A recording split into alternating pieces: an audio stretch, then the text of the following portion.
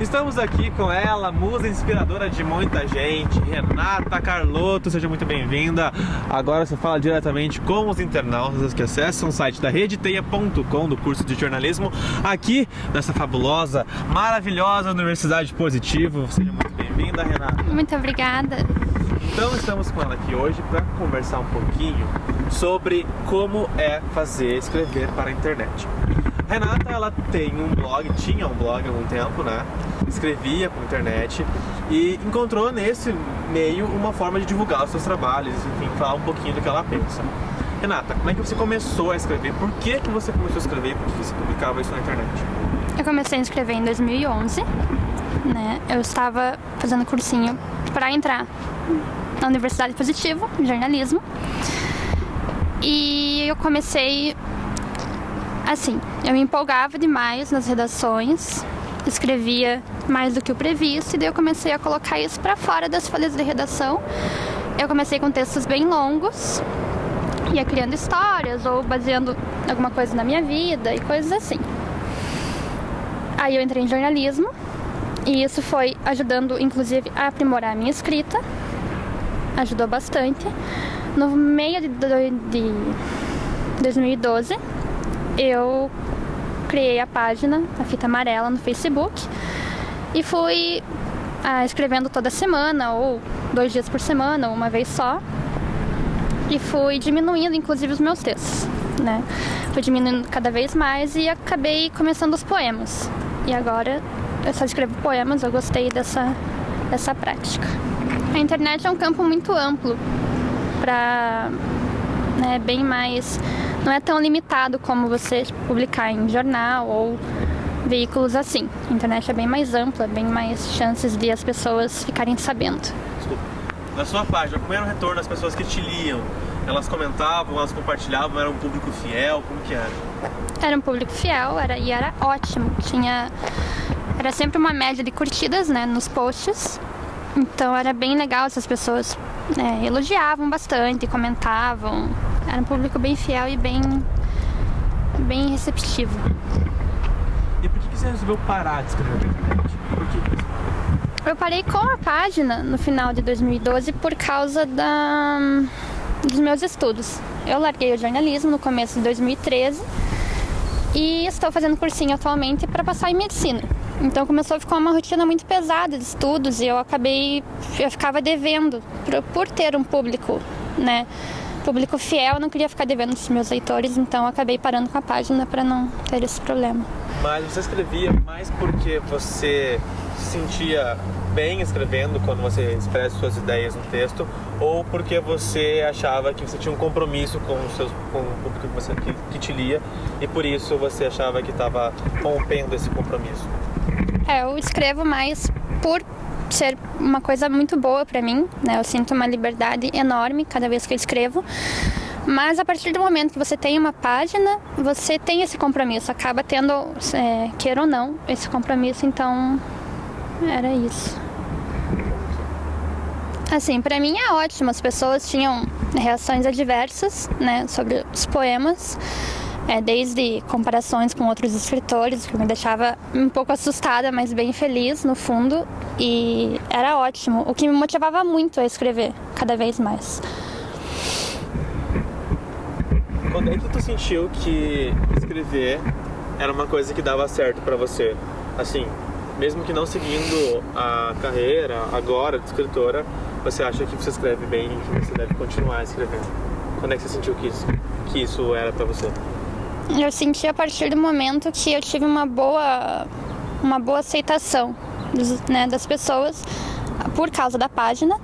Tive realmente uma ótima aceitação.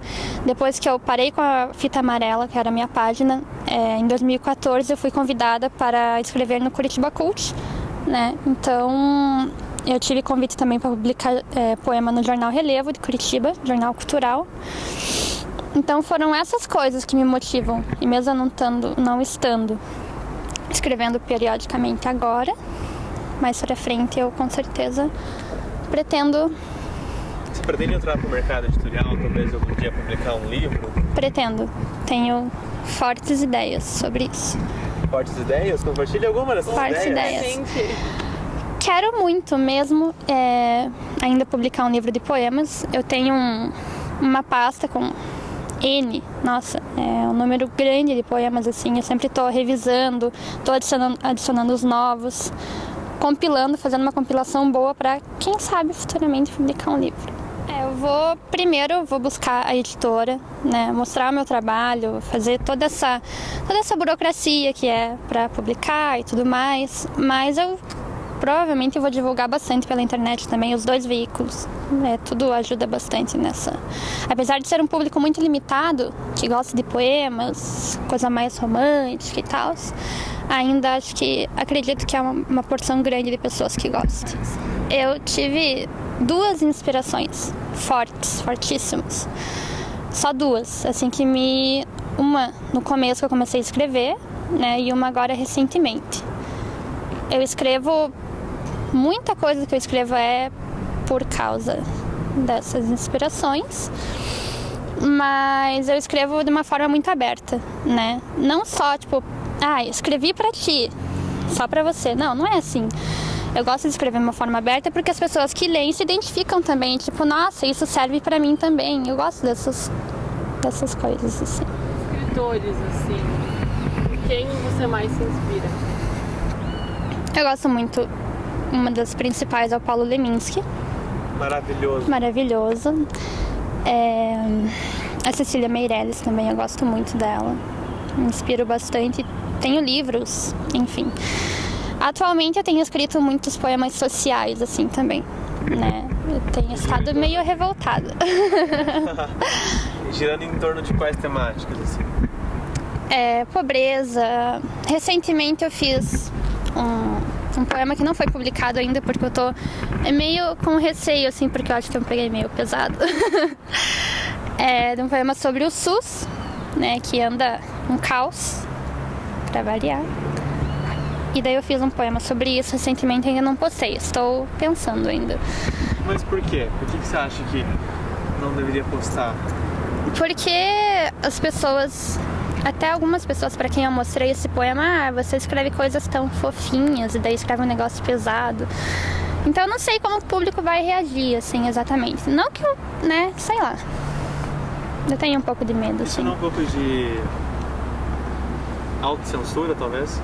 Talvez, pode ser também, e um pouco da minha insegurança um pouco atrapalha também. Hoje em dia, tudo que você faz tem um lá prontinho pra te julgar e pra debater. As pessoas estão amando debater, eu amo debater também, mas tem umas pessoas que não têm muito bom senso na hora de debater e pegam pesado. Pra finalizar então, me dê um trecho de algum dos seus poemas que mais te marcou, que mais tem significado pra você.